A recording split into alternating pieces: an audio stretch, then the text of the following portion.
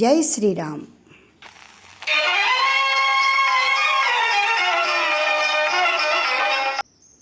భగవద్భక్తులందరికీ ఝాన్సీ ఆధ్యాత్మిక ముచ్చట్లకి స్వాగతం, సుస్వాగతం. ఈరోజు మన గీతావాహిని ధారావాహికలో అష్టావక్ర గీతలో జనక మహారాజు ఇంకా ఏ విధంగా ఆత్మానుభూతిని పొందుతున్నారో తెలుసుకుందాం. మత్తో వినిర్గతం విశ్వం మయ్యేవ లయమేష్యతి మృతి కుంభో జలే వీచి కనకే కటకం యథా. ఆయనలో అనేక రకాలైన ఆలోచనలు, భావాలు ఉత్తుంగ తరంగాల్లాగా ఎగిసిపడుతున్నాయి. అయితే వాటన్నిటికీ కూడా నా మనస్సు, నా సంకల్పమే కారణము. ఈ భావాలు కానీ, ఆలోచనలు కానీ, వాటి ద్వారా జరుగుతున్నటువంటి కర్మలు కానీ అన్నీ కూడా తిరిగి అందులోనే లయమైపోతున్నాయి. ఒక విధంగా ఇంద్రజాలికుని మాయలాగా లేదా స్వప్నంలోలాగా నాలోనే కలిసిపోతున్నాయి. ఒడ్డున తాగుతున్న తరంగాలు తిరిగి నీటిలో కలిసిపోతున్నట్లుగా మట్టితో తయారు చేయబడిన పదార్థము తిరిగి మట్టిలోనే కలిసిపోతున్నట్లుగా భాషించే ప్రపంచము తిరిగి అదేవిధంగా ఆ ప్రపంచంలోనే కలిసిపోతోంది అని ఆయన మనసుకి స్పష్టంగా అర్థమైంది. ఏ విధంగా నాలోని భావాలు నాలోనే అంతరించిపోతున్నాయో, కనిపిస్తున్నటువంటి దృశ్యమాన ప్రపంచమంతా కూడా తిరిగి ఆ ప్రపంచంలోనే, ఆ పరమేశ్వరులోని, ఆ జగత్తులోనే లయించిపోతూ ఉన్నది. అంటే మనకి కనిపిస్తున్నదంతా కూడా భ్రమాభూతమైనదే, ప్రస్తుతమైనది ఏదీ లేదు అని ఆయన మనస్సు ఆలోచించడం మొదలుపెట్టింది. ఎప్పుడైతే ఆయన ఆలోచన ఆ విధంగా సాగుతూ ఉన్నదో, అహో అహం నమో మహ్యం వినాశో యస్య నాస్తి మే బ్రహ్మాది స్తంభ పర్యంతం జగన్నాశేపి తిష్టతః. ఇందులో ఎంత బాగా చెప్తున్నారు చూడండి. ఆహా, ఎంత అద్భుతంగా ఉన్నది, ఎంత ఆశ్చర్యంగా ఉన్నది నా ఆలోచన విధానము. నన్ను నేనే అభినందించుకుంటున్నాను. గడ్డిపోచ మొదలు ఆ పరమేశ్వరుని వరకు సమస్తము నశించిన పరమాత్మ స్వరూపమైనటువంటి నా ఆత్మ శాశ్వతంగా, నాశరహితంగా ఉంటుంది అని ఆలోచన నా మనసులో కలిగింది. నాలో ఉన్నటువంటి చైతన్యము, నాలో ఉన్నటువంటి పరమాత్మ స్వరూపము శాశ్వతంగా, నాశరహితంగా ఉంటుంది కదా అని ఆయన భావిస్తున్నారు. ఎందుకంటే జన్మ జన్మలకి కారణము ఆ నాశరహితమైనటువంటి చైతన్యమే అని ఆయనకి అర్థమవుతూ ఉన్నది. అదేవిధంగా వరాహోపనిషత్తులో సర్వభూతాంతరాస్థాయ నిత్యముక్త చిదాత్మనే ప్రత్యక్షైతన్య రూపాయ మహ్యమేవ నమో నమః. అన్ని ప్రాణులలోనూ చిద్రూపంగా నివసిస్తూ నిత్యముక్తుడనై చైతన్య రూపంగా ఉన్న నాకు నేను నమస్కరించుకుంటున్నాను అని చెప్పడం జరిగింది. అంటే ఏ పరమాత్మ స్వరూపమైతే మన ఎదురుగా కనిపిస్తున్నటువంటి సమస్త సృష్టిలోనూ ఉన్నదో అది తనలోనూ ఉన్నది అన్న ఎప్పుడైతే ఆలోచన కలిగిందో, ఎదురుకుండా కనబడేటువంటి దానికి, తనలో ఉన్న రూపానికి భేదభావం లేక తనకి తానే నమస్కరించుకుంటున్నాను, ఆ చైతన్య జ్యోతికి నమస్కరిస్తున్నాను అని చెప్పడం జరిగింది. అదేవిధంగా దీనిలో కూడా విశ్వమంతా వ్యాపించి ఉన్నది కూడా నాలోని ఈ చైతన్య స్వరూపమే కదా అని ఆయన ఆలోచించడం మొదలుపెట్టారు. అహో అహం నమో మహ్యం ఏకోహం దేహవానపి క్వచ్చిన్న గంత నా గంత వ్యాప్య విశ్వం అవస్థిత. అయితే నాకు శరీరం ఉంది, ఈ శరీరంతో నేను ఎక్కడి నుంచైనా వచ్చానా అనుకుంటే అది కూడా అబద్ధమే. అద్భుతమైన నన్ను నేనే నమస్కరించుకుంటున్నాను. మనని మనమే మెచ్చుకుంటున్నట్లుగా ఆయన మనోభావాలతోటి తనకు తానే నమస్కారం చేసుకుంటున్నాడనమాట.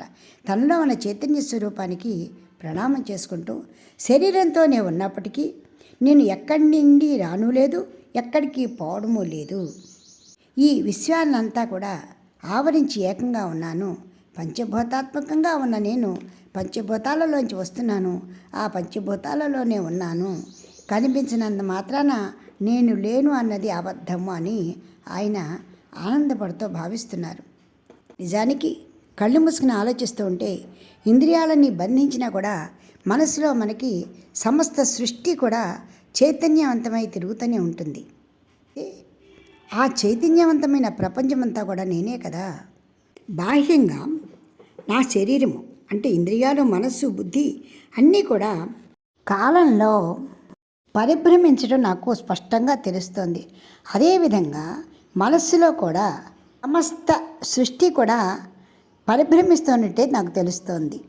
అహో అహం నమో మహ్యం దక్షో నాస్తిహ మత్సమః అసంస్పృశ్య శరీరేణ ఏన విశ్వం చిరంధృతం.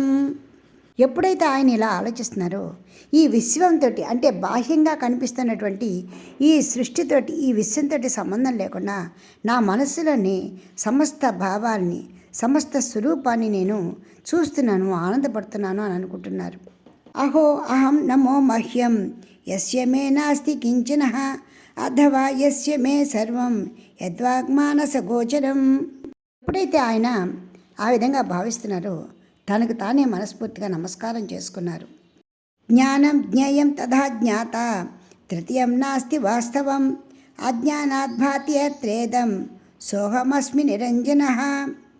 తెలుసుకునేవాడు, తెలియబడే విషయము, తెలుసుకోవడము, ఈ త్రిపుటి, ఈ మూడు నిజానికి నాలో లేవు. శుద్ధమైన ఆత్మచైతన్యాన్ని నేను, నాలో అజ్ఞానం వలన ఈ త్రిపుటి ఉన్నట్టుగా నేను భావిస్తున్నాను అంటూ ఇంకొకసారి తన్ని తాను హెచ్చరించుకున్నారు. విషయంలోనే యోగ వాసిష్టం కూడా మృతం చిత్తం గతో తృష్ణ ప్రక్షీణే మోహ పంజర నిరహంకారత జాత జాగ్రత్యస్మిన్ ప్రబుద్ధవాన్.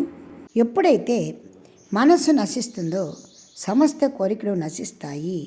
అహంకారం పూర్తిగా నశించిపోయి భ్రాంతిని వదిలి ఆత్మానుభవంలో స్వేచ్ఛగా ఉంటుంది అని చెప్పడం జరిగింది. అదేవిధంగా శ్రీ అవధూత దత్తాత్రేయులు వారు కూడా అవధూత గీతలో ధ్యాత నతే హి హృదయే నచతే సమాధి ధ్యానం నతే హి హృదయే న బహిఃప్రదేశ ధ్యేయం నచేతి హృదయే నహి వస్తుకాలో జ్ఞానామృతం సమరసం గగనోపమోహం. ఇంతకుముందు చెప్పుకున్నట్లుగాని ధ్యానించేవాడు లేడు, హృదయంలో సమాధి లేదు, ధ్యానము లేదు, హృదయానికి బాహ్యంగా దేశము లేదు, ధ్యానించదగినది ఏదీ లేదు, హృదయంలో వస్తువులు కాలము లేవు, ఆకాశం వలె అసంగంగా జ్ఞానామృతంతో సమచిత్తంతో నేనే ఉన్నాను అని ఈ శ్లోకానికి అర్థం. అంటే ఎప్పుడైతే సమస్తము నేనే అన్నప్పుడు కాలాలు కానీ పరిమితులు కానీ ఉండవు, అసలు భ్రాంతి ఉండదు, భ్రమ ఉండదు. ఇంకా మోహం ఎక్కడి నుంచి వస్తుంది?